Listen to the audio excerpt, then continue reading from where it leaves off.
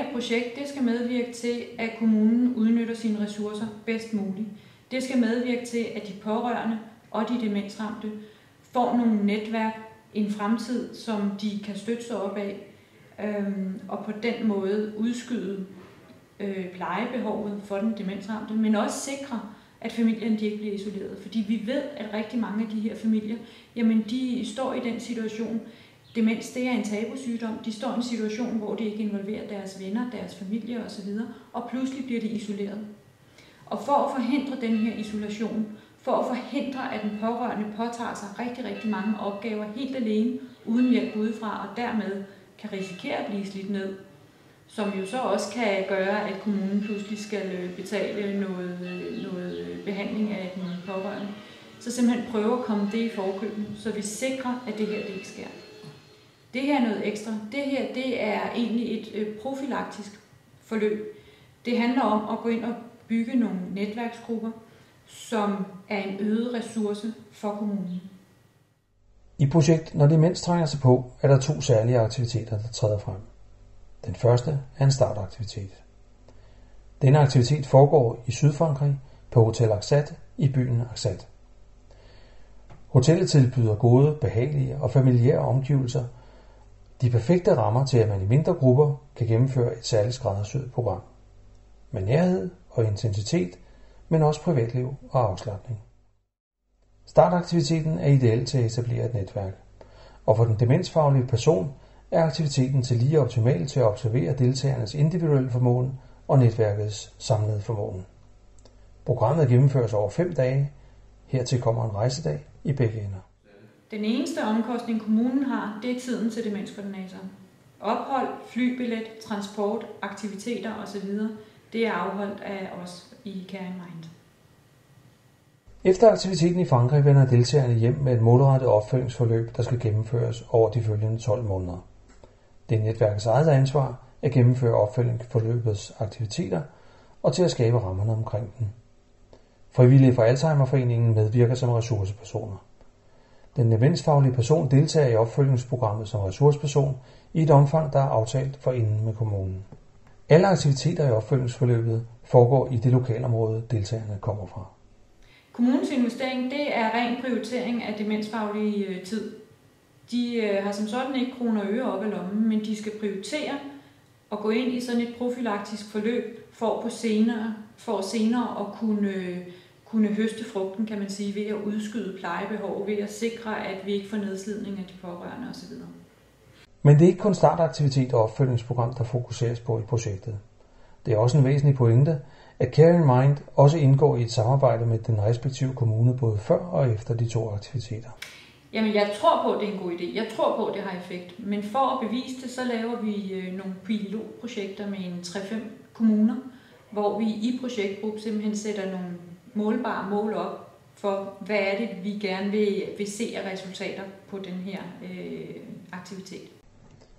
Vi ønsker at kunne skabe effektmåling af netværket, der etableres og styrkes gennem de 2 aktiviteter, og at undersøge, hvordan dette netværk påvirker kommunens behov for støtte til den demensramte. Et pilotprojekt ser sådan ud. Vi starter et pilotprojekt med at skabe kontakt til interesserede kommuner. Kommunen og Caring Mind sikrer forankring af projektet ved at nedsætte både projektgruppe og en egentlig arbejdsgruppe. Det vil være projektgruppens opgave at fastlægge succeskriterier og evalueringspunkter for pilotprojektet. Kommunen indgår aktivt i projektgruppen og er med til at opsætte nogle mål og stille krav til, jamen, hvad er det, vi gerne vil se ud fra det her. Inden startaktiviteten udvælger den demensfaglige demente for samme lokalområde, der skal deltage. Og inden projektet starter, gennemføres et introduktionsmøde, hvor programmerne gennemgås for deltagerne. Efter startaktivitet og opfølgningsprogram medvirker Caring Mind i et samarbejde med kommunen om evaluering af pilotprojektet. I tidsangivelsen nederst i figuren kan du se, hvornår pilotprojekterne tænkes gennemført.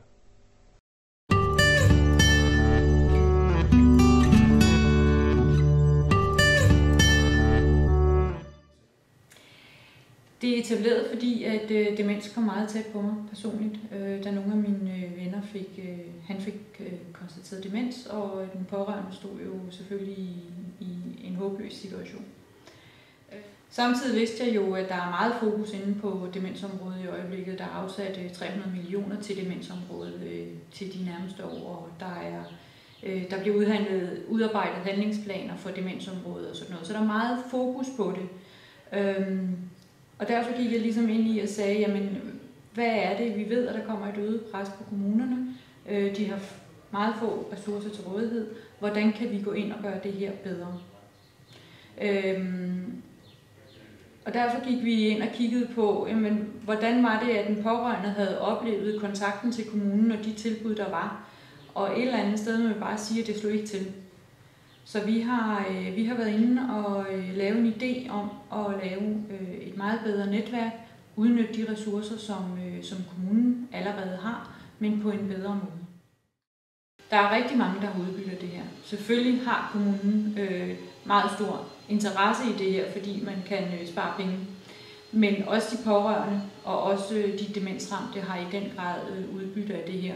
For slet ikke at snakke om det demensfaglige person og hele det frivillige netværk, som vi faktisk har til rådighed. Jamen, jeg synes, det er rigtig vigtigt, at vi gør det her grundigt fra bunden af, og man skaber ikke bare lige nogle netværk i løbet af 2 dage eller 5 minutter. Det tager tid. Det tager også tid for den demensfaglige person og støttepersonen, dels at finde ud af, hvordan skal vores samarbejde være, men også observere de netværksgrupper, som man ønsker at opbygge. Så det er rigtig, rigtig vigtigt, at den demensfaglige og støttepersonen ser både de pårørende og de demensramte i forskellige situationer, og derfor er der afsat så meget tid til det. Plus de netværk, vi gerne vil bygge op, at de er nødt til at være så godt forankret, så når de kommer hjem, så kan de selv tage over i opfølgningsforløbet. Det er de pårørende og de demensramte med støtte fra demensfaglige person og frivillig person.